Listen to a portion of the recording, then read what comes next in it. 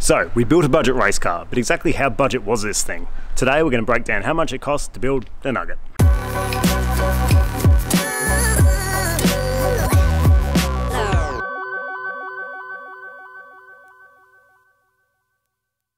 So when we started a Nugget project like a year and a half ago, the idea was to build a budget race car. Now, yes, you can just buy a car, strip out the interior, go to the track and thrash it around. That's awesome, but it's not a race car. And even though this hasn't been in a proper race yet, it's pretty much ready to go. I've just got a couple of little things to do and then it's ready to go in a proper race. So we can race in the CAM series, the Australian Confederate Motorsport, whatever the hell it's called, series. And that's against other cars, all same make, all built fairly similar. Okay, so how much did this all cost? That's the big question. I get emailed a lot going, hey, how much did it cost to do all this? So what I'm gonna do is I'm gonna go through this car, how much it would cost to build this car. Now there's a few bits, like I did deals with a few people, I helped them out with photo projects and other stuff. So for those costs, they're kind of between me and them, what I paid. So I'm just gonna give you sort of the retail cost on those bits. So the final price will be what it would be if you wanted to build this car. For me, it was a little bit less, a little bit more, things like that, because we did deals, okay? But what I'm also gonna do is tell you how much you could build one of these cars for if you wanted to go super duper budget, and if you wanted to go completely over the top, how much you could spend. So let's get cracking. We're gonna go through the car, we're gonna go around, see all the different components and pretty much how much it costs to build this from a grandma shopping go-getter to a race car.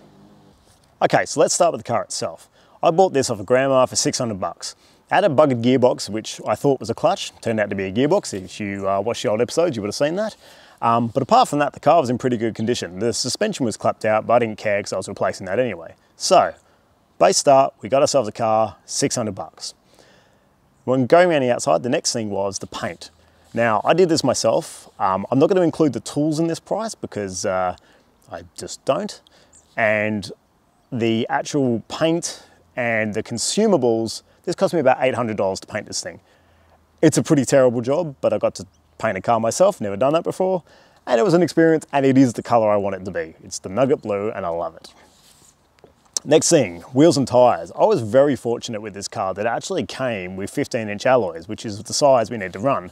We can run up to 7 inches wide. These are 6.5 inch, which isn't bad. Maybe later on down the track I will get 7 inches, but for now they're perfect. They're nice, strong. They're a semi-reputable brand. They're not you know, eBay cheapos, so they're not going to crack or anything like that. I'm really happy. The tires, Ryan, our tire guy, set us up with these. Retail, they're about $450 for a set of tires. So yeah, $450, pretty much that's what I paid. I did a bit of paint on this, $10 rattle can. I'm not even going to include that price. Winner. As we go around the outside of the car, there's other little things like bonnet pins, toe straps, all sorts of stuff like that. All up, this didn't cost me much. Most of it's eBay, or I got some stuff from Mighty Car Mods. I think I worked out it's 55 bucks for the outside bits. Pretty good. Okay, into the engine bay. Let's have a look. Now, this is the bit where I probably did the, well, sort of the most work. I had to buy a new gearbox. That was pretty cheap. I went down to Wreckers, I picked that up. I did, I made the airbox, air filter, plugs, leads, oil catch can. To be honest, all this was pretty cheap. A lot of it you would have seen if you go back through the videos. It was eBay, it was mates helping me out. I only spent about $400 in the engine bay here. That's pretty good. It's not bad. The gearbox and the clutch was probably the most expensive thing in the engine bay, and that cost me $550. So it was about $400 on the rest of the engine bay, $550 for the gearbox and the clutch. Now, when we followed in the engine back, we have a look at the exhaust. We can't do much with the headers, we're not allowed to touch those, but Rob did a deal with me on the exhaust and that actually cost me nothing. That got bundled into the price of the roll cage because Rob is a legend, and yeah, so we got a nice, pretty much straight through exhaust with a bit of a muffler just to shut it all up, although I think I'm gonna do a straight pipe in this puppy just because race car.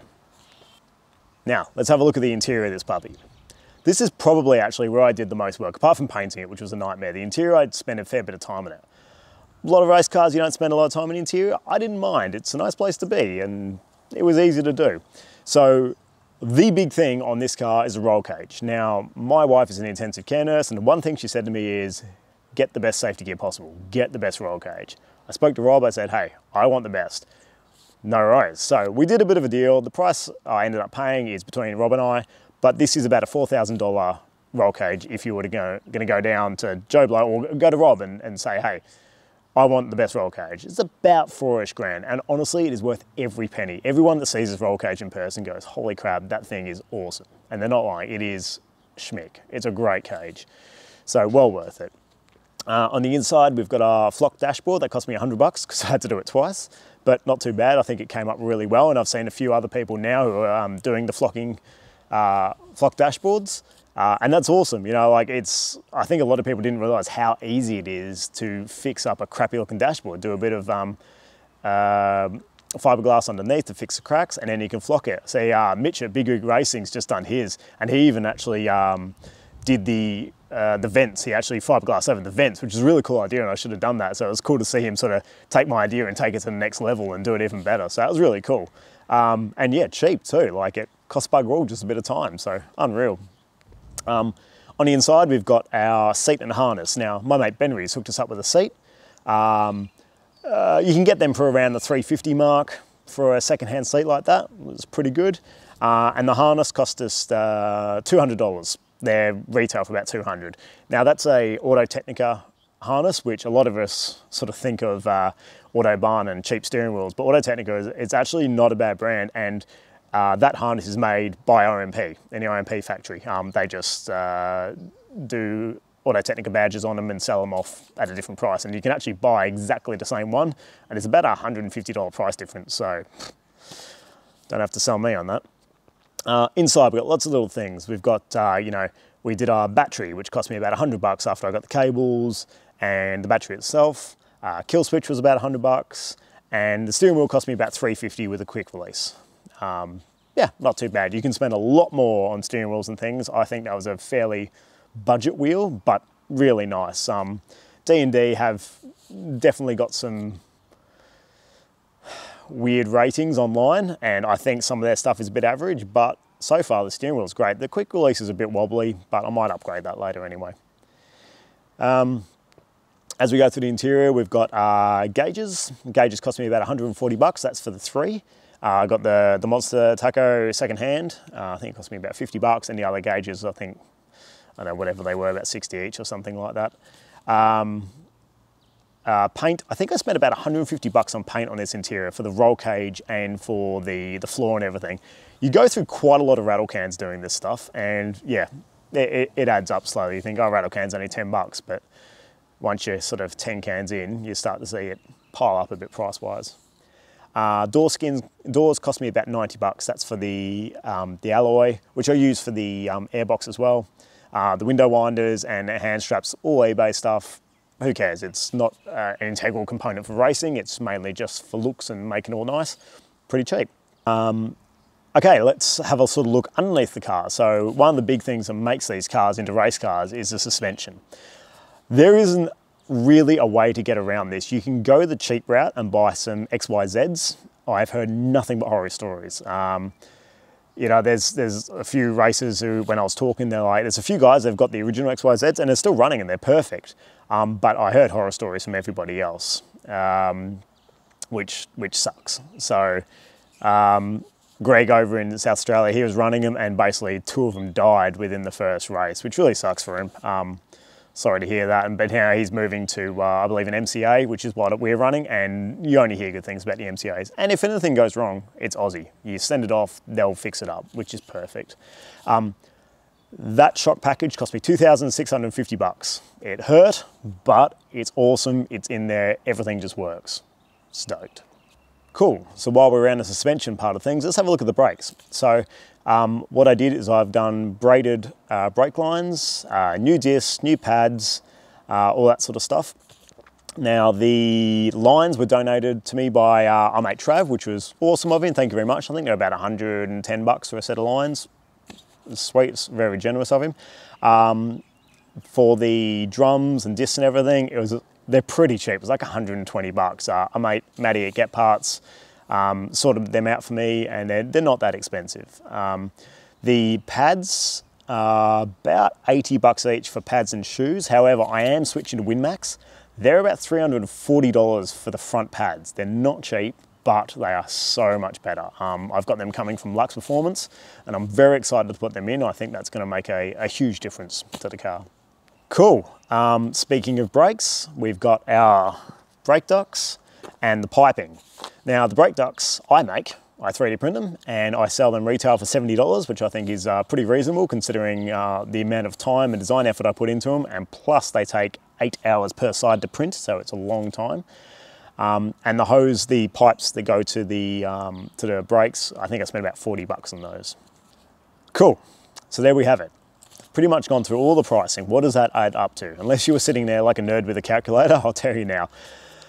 Retail price of this car, if I paid full price for everything, cost me about $11,645. So that's the whole car finished, ready to race. Yeah, that's a bit of money. That's not pocket change. So we say budget race car, but if you speak to anybody who's raced even just for one season, I don't think there's such thing as a budget race car. It's not cheap. Yes, I could have done a lot of stuff on this car cheaper, but for what I did, about 11.5 grand for this car. Now, the big question, how much could you build this car for if you wanted to do it budget? Well, I went through and I basically figured out what you do and you don't need. You don't technically need a lot of the stuff I put in this car. Obviously, you don't need to paint it. You can run it whatever color it came with. You can run the brakes that came with it. You don't have to touch the engine. If the engine works, the engine works. You don't have to put airbox in it. You don't have to put an exhaust on it. All this sort of stuff. So I went through and went, okay, here's all the stuff we don't need. We did put a cage in, like in my setup, I did put a cage in it, but like the cheapest possible cage to start racing, seat, all that sort of stuff. Basically, I think if you were very thrifty and you got a lot of stuff secondhand, I think you could build this car for about 3.5 grand. Would it be competitive? No, it would be terrible. Like, this is, you know, standard clutch, standard brakes, standard everything. It's going to be low on power. It's not going to corner that well. Yeah, look, you'd be struggling, but you'd still be out on track with your mates having fun. So if you really wanted to do this cheap and then slowly build it up over time, you could get this car on track for about 3.5 grand. That's super duper cheap. Now, how much could you spend if you wanted to go bananas with this thing? Okay, I went through and basically went, okay, what's the most expensive wheels, the expensive roll cage? Like, this is all stuff for the XL. And this is going a bit overboard, but I reckon you could probably go even more overboard. And there are some teams, I've seen some of these cars are just so well prepared. They're prepared by race teams, basically. I worked out just shy of $24,000 you could easily spend on one of these cars. Now, I think that's super duper excessive. You know, that's double what I spent to build this car, but that's how much you could spend. And that's probably not even going into developing the suspension. You know, some of these guys, they have teams that go out and test the suspension, and you know, they're building engines by buying 5, you know, you're not allowed to balance the engine, but that doesn't stop you buying 10 wrecker engines, pulling them apart, weighing all the pistons, weighing all the con rods, and then balancing an engine yourself that way. Technically, it's not against the rules. They're all standard parts. Is it against the spirit of it? Absolutely, that's terrible. But people do it. You know, they throw a heap of money behind this sort of stuff so they can get out and they can win.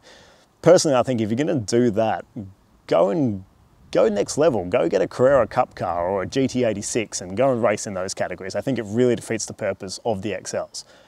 That's just my opinion, and honestly, it's an opinion that sort of goes around all the time in this community online and everything, is there how much you could spend and grey areas of the rules and things like that.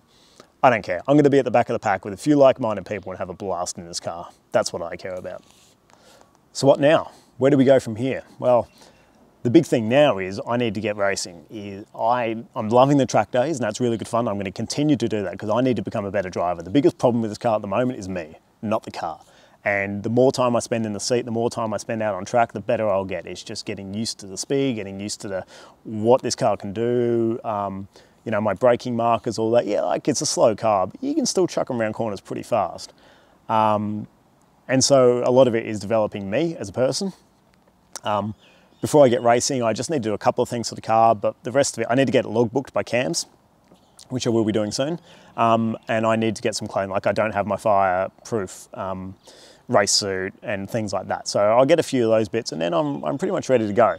I'd also like to do a livery on this car, which Ryan's going to help me out with. I'm really excited about that. Just money at the moment. I'm self-employed, so trying to get the cash from time to time can be tricky. Also, my wife and I have a baby on the way, which is not going to help the budget at all. But we'll keep on going, we'll keep on making videos. I'd like to get interstate, go see some crew, and we're going to have a blast with this. So keep watching, guys. This is only the start. It's only going to get better, and we're going to get you some cool videos. Thanks for watching, thanks for your support.